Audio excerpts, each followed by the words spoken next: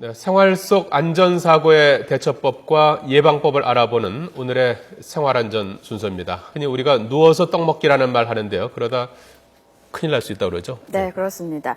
오늘은 그래서 영유아와 노인들에게 많이 발생하는 음식물 질식사고 대처법에 대해서 최재형 순천향대 부천병원 응급의학과 교수님과 함께 자세히 알아보겠습니다. 네, 어서 오십시오. 네, 안녕하세요. 네. 네. 몇 년 전에 그 성우 장정신 씨가 이제 방송에 출연해서 떡 먹기 게임을 하다가 이제 숨진 예, 일이 맞습니다. 발생하면서 네네. 상당히 그 충격적인 일이었었는데요. 예. 이렇게 이제 음식물로 인한 질식사고로 응급실 찾는 환자들이 많습니까? 예, 많습니다. 그 기도 이물질을 주소로 응급실에 오시는 분들은 젊은 성인이나 소아도 있지만 네. 대부분 노인 환자분들이 대부분이신데요. 뭐 그 이유로는 치아가 좋지 않으시다 보니까 네. 꼭꼭 씹어서 드시지 못하거나 혹은 이제 누워서 식사를 하시는 분들이 많기 때문에 그런 상대적으로 다른 연령보다는 그런 발생 위험도가 높습니다. 예. 네, 주로 나이 드신 분들이 그렇죠. 예, 노인 환자분들이십니다. 어린아이들도 좀 있어요. 어린아이들도 있지만 노인보다는 적고요. 예. 어린아이들 같은 경우에는 일단 발생해서 오면은 굉장히 중한 경우가 많습니다. 예. 네. 그러면 음식물이나 이물질을 삼켰을 때 뭐 네. 잘못 삼켜서 잠시 호흡이 좀 곤란한 경우와 네. 아니면 기도가 막혀서 좀 위급한 상황이 생기는 경우가 있을 수 있지 않습니까? 예, 예. 구별이 혹시 가능한가요? 가능합니다. 일단 기도 폐쇄는 완전 폐쇄와 부분 폐쇄를 나눌 수가 있는데요. 네. 완전 폐쇄인 경우에는 아예 아무 소리도 내지 못합니다. 이 성대로 공기가 지나가야지 소리가 나는 건데 예. 일단 완전히 막혔으니까 아무 소리도 못 내고 남녀노소 지역을 불문하고 다 이런 행동을 하게 됩니다. 목을 가리키거나 예. 아무 소리도 못하면서 이런 행동을 하게 될 때는 이것이 완전 폐쇄임을 바로 인지를 하셔야 되고요. 수분 내로 사망에 이를 수 있기 때문에 즉각적인 응급 조치가 필요합니다.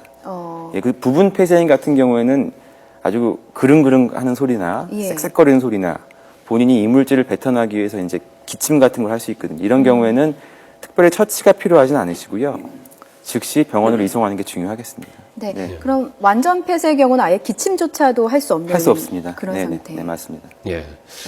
주로 저 음식물 네. 같은 경우에 어떤 음식물들을 먹다가 많이 이제 그럽니까? 가장 많은 건 떡이고요. 예. 그리고 이제 노인분들 과일도 귤같이 이제 꼭꼭 씹기 어려운 것들도 많이 걸리고요. 예. 아이들 같은 경우는 땅콩 같은 거, 사탕 같은 거 그냥 삼키다가 걸리는 경우가 있습니다. 예. 네.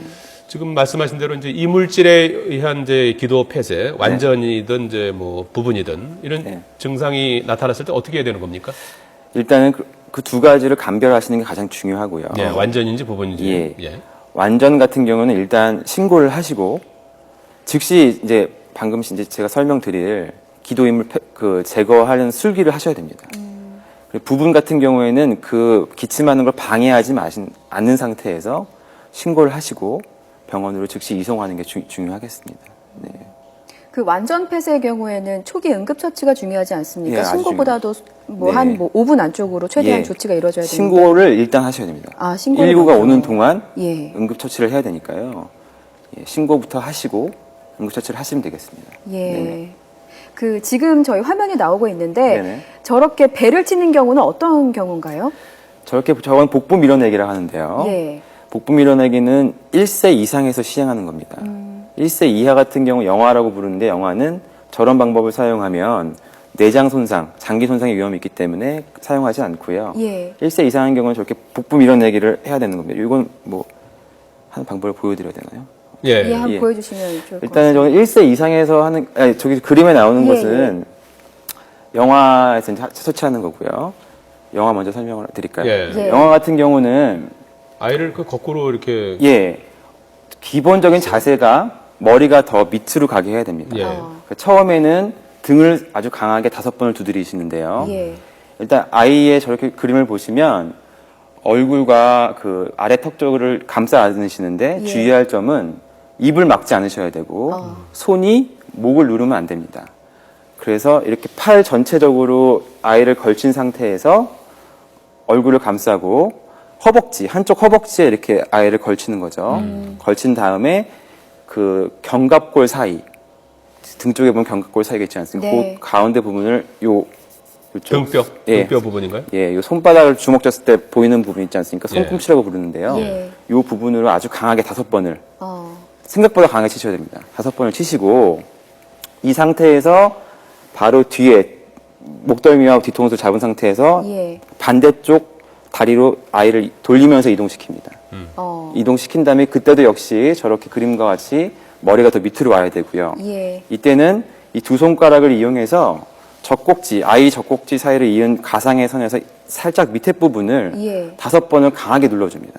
보통 CPR 하는 위치라고 맞습니다. 보시면 예, 되나요? 예. 그거를 반복하셔야 되고 예. 여기서 항상 중요한 거는 영아나 성인이나 저런 술기는 의식이 있을 때만 하는 겁니다. 의식이 만약에 없어졌을 때는 예. 바로 표준 심폐소생술을 시행하셔야 되는 겁니다. 예.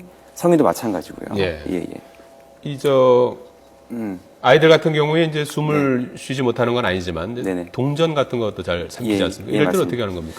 동전이나 뭐 다른 물질들이 다 중요한데 가장 중요한 것들은 크기가 얼만큼이냐, 그리고 성상이 뭐 뾰족하냐, 날카롭냐가 중요하고요. 크기는 2cm 이상이면 꼭 제거를 하셔야 됩니다.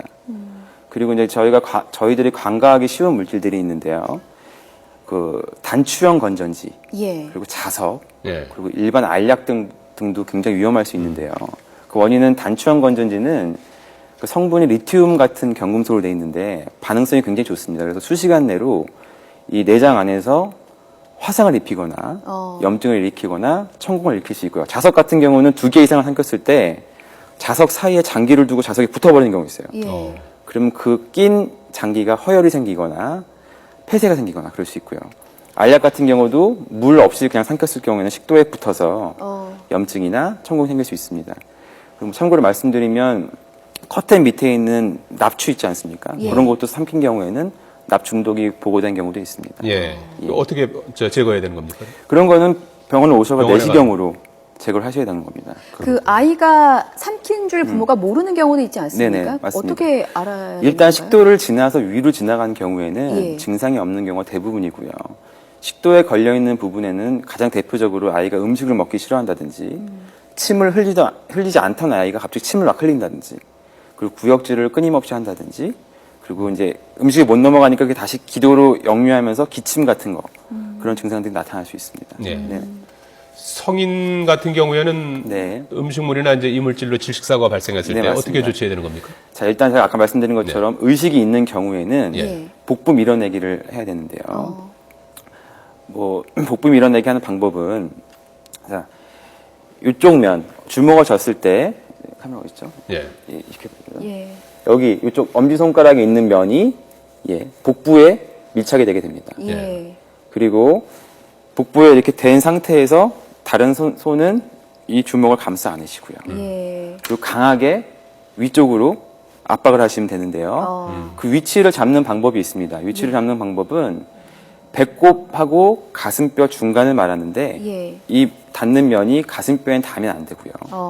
그러니까 쉽게 말해서 일단 이 검지손가락으로 배꼽을 찾습니다. 예. 배꼽을 찾고 그 배꼽보다 바로 윗부분에 이 주먹 부분을 대시고요. 뒤에서 끌어안으셔야겠죠.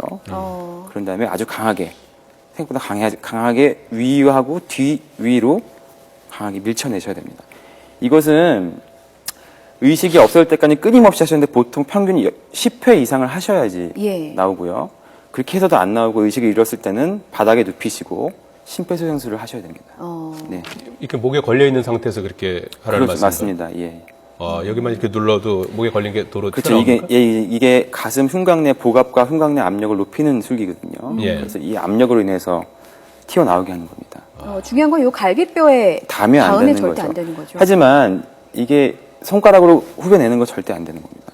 보이지 않는 이물질이 안 보이는데 내가 손가락으로 이렇게 파보는 거는 굉장히 위험하고요. 일단 입을 확인하시고 안 보이시면 바로 이 복부 밀어내기를 하시는 겁니다. 보이면 손으로 보이면은 해도 일단 된다는 조심스럽게 한번 꺼내 보시는 거죠. 네, 너무 무리하지 마시고요. 말씀. 질식사고로 병원 가게 되면 어떤 치료를 받게 됩니까? 일단 대부분 완전 폐쇄인 경우는 심정지 상태로 오시는 경우가 대부분이기 때문에 예. 심폐소생술을 받게 되십니다.